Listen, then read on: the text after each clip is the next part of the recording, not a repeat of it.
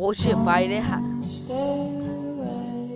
အားလုံးပဲမင်္ဂလာပါကျွန်တော်နာမည်ကတော့ဂျုံများဖြစ်ပါတယ်ဒီနေ့ဗီဒီယိုမှာကျွန်တော် Minecraft ထဲမှာလူတွေသိမသိသေးရဲ့အချက်တစ်ချက်ကိုကျွန်တော်ပြသမှာဖြစ်ပါတယ်ဒီချက်ကတော့ကျွန်တော်ចောင်းသားလေးတွေဒီနေ့ပြသထင်မယ်ပေါ့နော်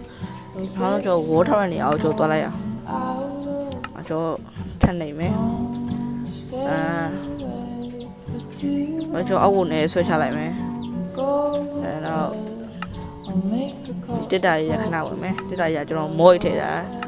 အောက်ကဟာမရှိဘူး credit အချင်းတွေပဲဟာပေါ်တော့ close လို့ကျွန်တော်ဖွင့်လိုက်မယ်ကျွန်တော်အောက်ကိုနေဆွဲချမယ်အောက်ဆုံးမှာနောက်တဲ့ close တစ်ခုဟိုထပ်ဖွင့်လိုက်မယ်နောက်ပြီးကျွန်တော်ဟို credit လုံးဝဖြစ်တယ်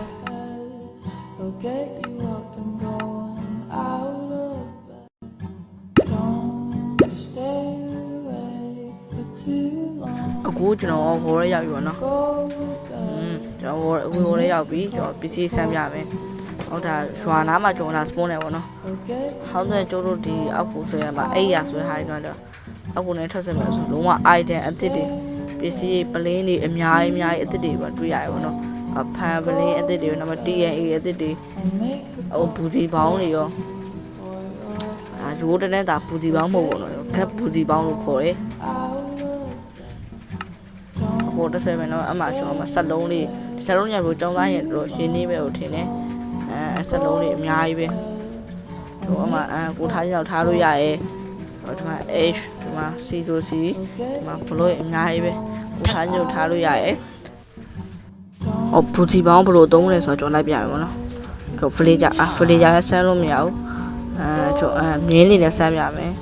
ကျွန်တော်နွားဆန်းတယ်အဲ့လိုလေးဘိုးတက်သွားပဲအဲ့မှာလေးဘိုးတက်အဲ့လိုလေးဘိုးတက်သွားရဲ့ဟိုဒီမှာဘလော့အသစ်တွေအများကြီးပါတယ်ဒီမှာအဲ့လို high နောက်ပြီးဒီလို high အဲ့လို high အများကြီးပဲဗျာကိုလို့ရှင်တဲ့ high အများကြီးအသစ်တွေအများကြီးပါတယ်ရှည်ထည့်ကြည့်လို့ကြာလားမသိဘူးထည့်ကြည့်အောင်ကျွန်ရှည်ထည့်လို့မရဘူးဘာလဲမသိကျွန်တော်နားအောင်မလဲတော့အားလုံးပဲမယ်တော့ဒီနေ့ဗီဒီယိုလေးကြာရင်ကျွန်တော် channel လေးကို like subscribe နဲ့ခဲ့ပေးပါအဲ့တော့အားလုံးကိုကျွန်တော်ကျေးဇူးတင်ပါ